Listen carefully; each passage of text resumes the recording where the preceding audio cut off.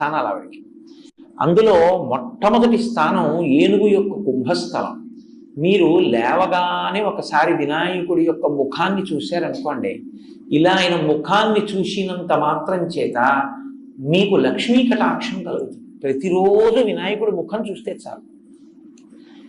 ఎవరి ముఖం చూస్తే మీకు కలిసి వస్తుందో అది కాకపోతే సుముఖం ఇంకెవరిది సుముఖం అవుతుంది?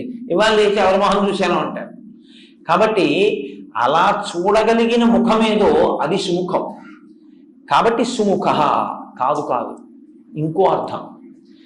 ఒక్క వినాయకుడికి ఒక గమ్మత్తైనటువంటి అనుబంధం ఒకటి ఉంది లోకంలో. అందుకే వినాయకుడి మీద పెద్దలు ఎప్పుడైనా ప్రార్థన చేస్తే ఈ శ్లోకం చెప్తూ ఉంటారు. శ్రీకాంతో మాతులో యస్య జననీ సర్వమంగళ జనక శంకరో దేవ తం వందే